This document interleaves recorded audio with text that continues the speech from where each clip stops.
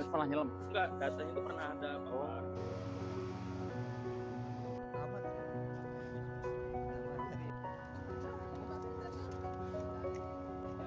Selama ini, Ampenan dikenal sebagai kawasan kota tua yang menyimpan jejak sejarah kota Mataram. Namun, di balik pesisirnya yang selama ini lebih dikenal sebagai kawasan perkotaan dan pelabuhan, ternyata tersimpan potensi lain di bawah permukaan laut.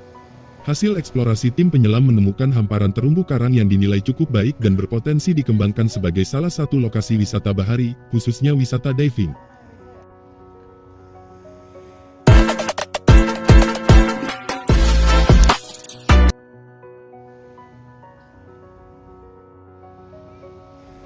Eksplorasi dilakukan untuk melihat langsung kondisi bawah laut pantai Ampenan. Dari hasil penyelaman, ditemukan sejumlah area dengan pertumbuhan terumbu karang yang dinilai menarik untuk dikembangkan lebih lanjut. Orang tim penyelam scuba akan menyelam di sana sekitar 1 km, karangnya bagus sekali. Nanti kita akan share ke teman-teman media bagaimana di kota Ampenan yang sekarang ini kurang bagus kondisi pesisirnya, tapi di sana menyimpan terumbu karang yang sangat indah. Temuan ini membuka peluang untuk menambah atraksi wisata Ampenan.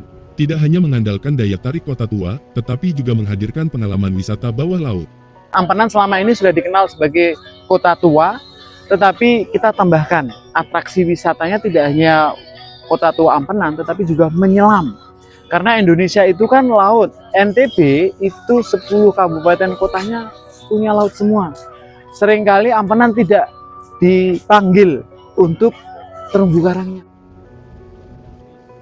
Bagi Kementerian Kelautan dan Perikanan, potensi tersebut juga dapat menjadi alternatif wisata bahari bagi masyarakat kota Mataram dan wisatawan. Selama ini, aktivitas diving di Nusa Tenggara Barat lebih identik dengan kawasan Gili Matra dan sejumlah destinasi bahari lainnya. Penemuan spot terumbu karang di Ampenan dapat menjadi pilihan baru apabila hasil kajian dan penataan ruang laut memungkinkan untuk pengembangan wisata. Setelah diidentifikasi ternyata ada spot bagus di sini yang mungkin bisa jadi salah satu spot dive yang bisa dikembangkan sama pemerintah daerah, ya kan?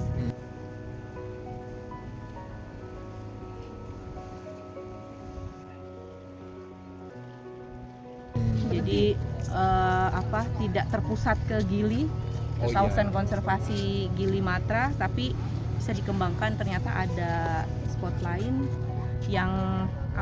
yang indah juga seperti itu.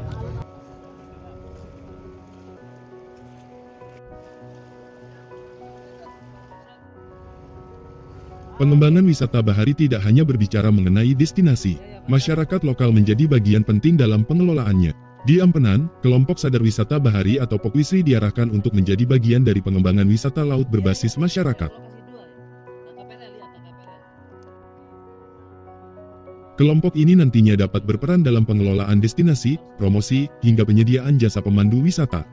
Pengembangan tersebut juga membuka peluang keterlibatan pelaku UMKM, termasuk penyedia kuliner tradisional bagi wisatawan. Mengelola menjadi pemandu, menawarkan promosi kepada wisatawan, mendatangkan wisatawan, kemudian melibatkan masyarakat untuk menjadi guide, nanti makanannya teman-teman UMKM, makanan tradisional dan seterusnya. Itu tupoksi dari Pokwisri. Jika potensi ini benar-benar dikembangkan menjadi destinasi wisata diving, kesiapan sumber daya manusia juga menjadi perhatian. Masyarakat lokal dapat dipersiapkan untuk memiliki kemampuan dan sertifikasi penyelaman, mulai dari tingkat dasar hingga kemampuan penyelamatan. Kelompok itu asli orang Ampenan. Ya, warga lokal. Lebih ke pengelolaan baharinya ya. Ya, yang wisata ya, karena baru kita kemarin ketemu terumbu karangnya. Saya aja yang sudah sering menyelam, di Raja Ampat pernah nyelam, di Wakatobi pernah nyelam, di Komodo pernah snorkeling. Di sini ada, di situ kita kelihatan. Harapannya, wisata bahari Ampenan tidak hanya menjadi tontonan, tetapi juga menciptakan aktivitas ekonomi baru yang melibatkan masyarakat setempat. Namun, pengembangan wisata diving di pantai Ampenan tidak dapat dilakukan sembarangan. Karakteristik perairan, cuaca, gelombang, arus, serta fungsi ruang laut harus menjadi pertimbangan utama. Yang jelas kalau kita diving itu yang pertama kan aturannya tidak boleh diving sendiri, ya kan? Never dive alone, ya kan? Terus yang kedua kita harus memahami kondisi Medan. cuaca, gelombang, arus ya. Kalau arus gelombang tidak memungkinkan, jangan dipaksakan untuk diving. Selain keselamatan penyelam, keberadaan aktivitas pelabuhan dan jalur kapal di sekitar Ampenan juga menjadi faktor yang harus diperhitungkan. Kalau ini memang spotnya, maksudnya zona pariwisata bisa dikembangkan, nantinya pasti akan diatur ya ininya ya, alur dan lain sebagainya. Oh, Ya. itu ada zona-zonanya gitu Bu ya. Cuma kalau ini adalah zona pelabuhan ya sulit ya. Namun, apabila hasil penataan ruang nantinya tidak memungkinkan kawasan ini menjadi lokasi wisata diving, potensi yang ditemukan tetap dapat memiliki nilai penting bagi lingkungan.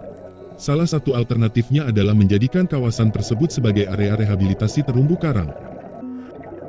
Keberadaan terumbu karang yang sehat juga berpotensi menjadi sumber larva karang yang dapat membantu pemulihan ekosistem di kawasan sekitarnya. Setidaknya kalaupun tidak bisa dikembangkan sebagai site wisata karena di sini zona pelabuhan misalkan ya di RZWP 3K-nya mungkin jadi area rehabilitasi terumbu karang. Oh gitu. Bisa ya. Karena di sana sudah ada karang-karang yang tumbuh dan bagus kan. Kalau dijadikan area rehabilitasi mungkin lebih bagus karena kan jarang dijamah orang. Iya. Malah tumbuh kembangnya kan pesat di sana. Harapannya di sana sumber larva karang nanti bisa larvanya nyebar ke area terdekat.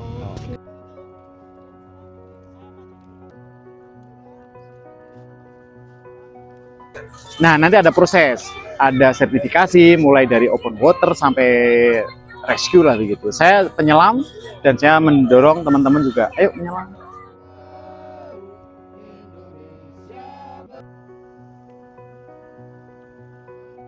Dari bawah permukaan laut, Ampenan ternyata menyimpan cerita lain.